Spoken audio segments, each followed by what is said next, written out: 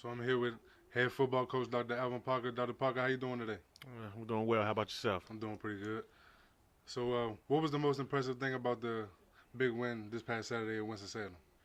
I think going into a place like Bowman Gray Stadium and being able to come out of there victorious was something good. You know, whenever you take the show on the road, you got to put some different things into the aspects, and I think our coaches did a great job of keeping the guys focused the whole time on the trip, and I think the guys played well.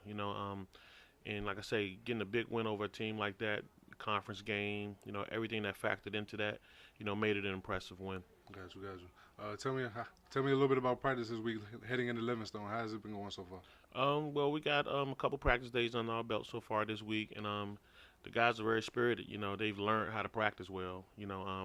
And just kind of taking advantage of every period in practice. Those guys have, upbeat. To give us what we want. When we're going through the process of just from beginning to end, those guys know how to practice. So that's been something that's been pretty good for us.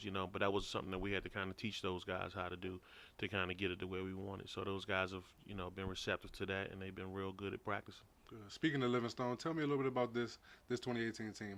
How do they measure compared to Winston-Salem?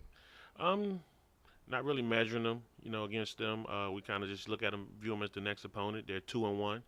They're coming off two good victories, two shutout victories actually. So they haven't had this type of success in a while. So I know they're riding high, and they have a good football club. They have some impressive guys on both sides of the ball, and we're definitely gonna have to be ready come Saturday. Definitely. Quarterback Darius Taylor, he's gotten off to a pretty good start this season. Tell me about a little bit about how his leadership on and off the field. Well, he's a guy that the guys rally behind. He's a guy that with the senior leadership that he brings both on and off the field, those guys really rally behind him. His play really reflects for himself, but the things that he demands out of the other guys is something that I respect as well. He makes everybody kind of rise to the occasion, and a very unselfish, very unselfish player. He's the type of guy that his main focus is winning, and when you got a quarterback that's kind of thinking and moving in that direction, you're going to be a pretty good team. Got you. Outside of winning, how do you measure your success as a coach?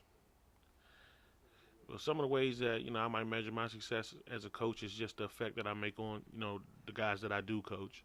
Got A lot of the times you're not coaching football. You're coaching decisions, you. Yeah. and you're teaching those guys how to live life and how to be men. So the guys that we can get out of here and form them in a good direction in the manhood category and doing things like that.